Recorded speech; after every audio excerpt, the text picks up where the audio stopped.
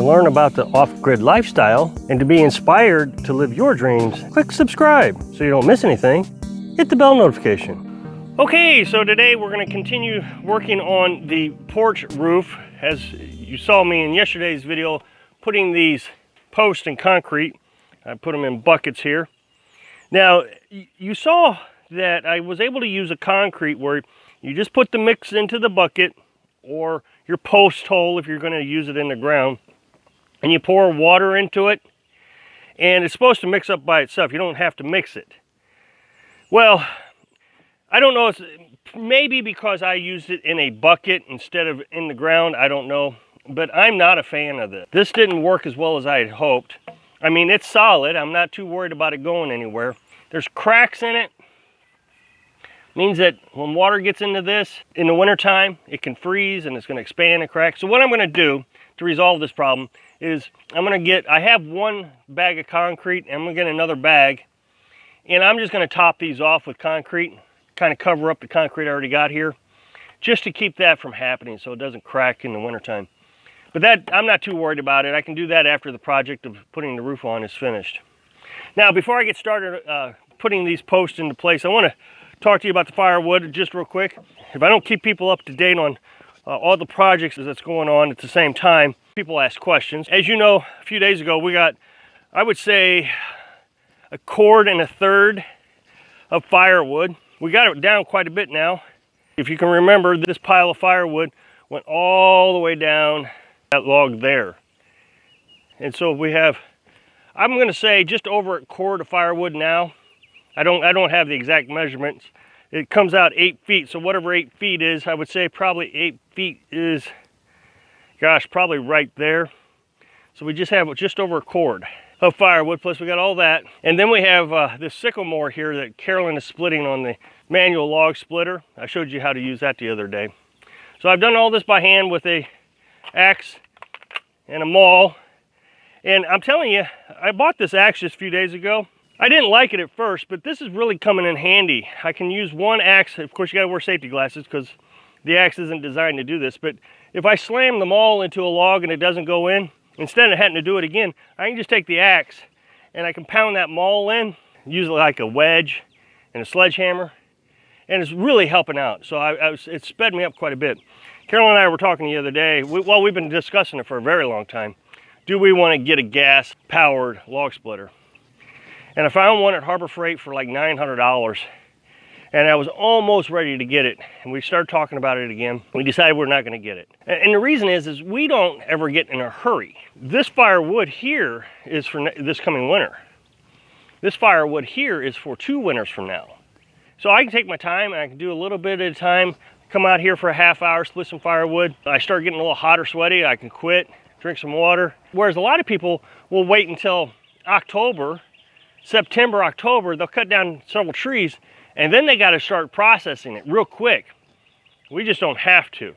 So I can have a pile of firewood sitting here indefinitely, well, 6 months or so, just taking a little bit at a time. I will get a tarp, and I'll cover this so it can start drying. You want it to start drying as fast as possible. Okay, so we're going to get back to the porch, and I'm going to put this post up. Now what I'm going to do is I got to cut one of these boards here, and then put the board up against this here.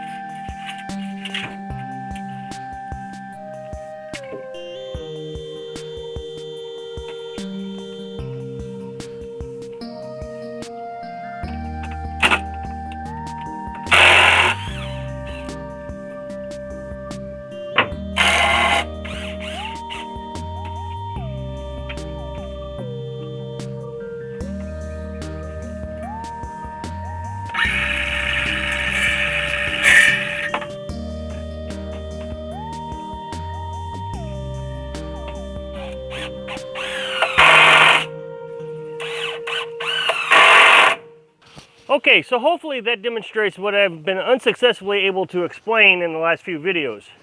So now the concrete is just kind of a footer, holds it down to the ground so it doesn't move around too much. Then the screws that I put into the porch keeps it from rocking back and forth and gives it more stability.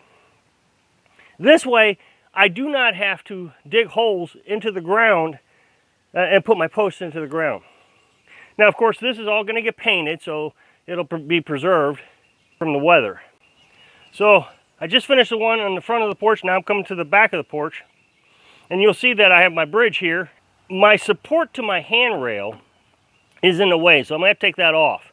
I'm hopeful that I can figure out a way to put that back on somehow, but I got to take it off so the board here will fit up against this.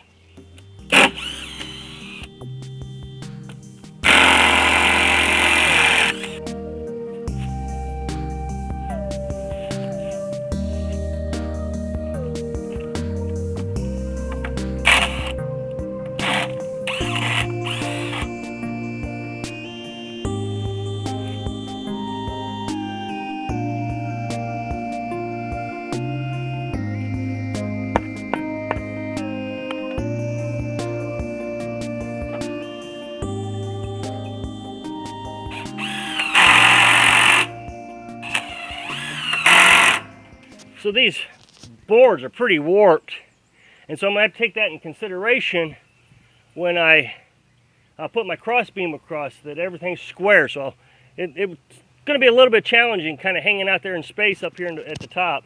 So I'll have to move it out or in depending on the warp. Okay, so now I'm going to run a 2x6 from post to post. So I've got my 2 posts up. I'm just doing one side today, and tomorrow I'll do the other side because it's going to rain, so I want to try to get as much done on this one side without having to take the tent down today. I'll do that when it's not raining. In order to hold the 2x6, because I'm just one person on this one post until I can get it screwed up over on the other post, I just take a screw and just set it out there. I don't screw it all the way in, and that way I can set my 2x6 on that while I get this side, the other side over here, screwed in properly.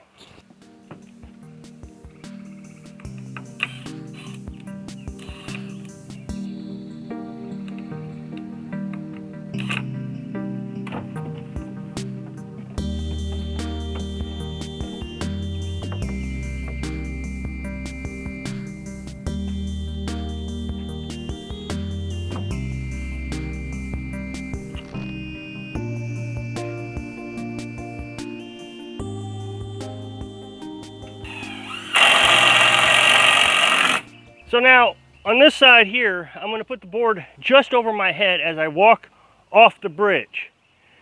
So that way I can get as much downward angle so the rain will run off as possible without hitting my head every time I come off the bridge. So I'm just going to lower it down just to, maybe an inch or two over my head, and that will be how much angle I have.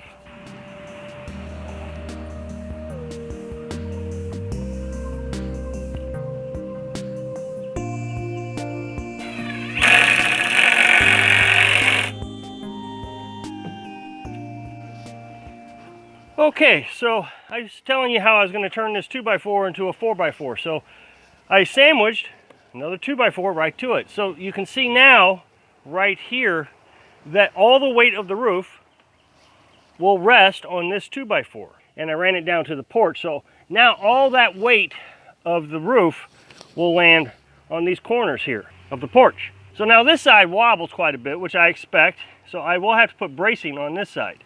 But this side doesn't wobble because I was able to brace it up against the overhang.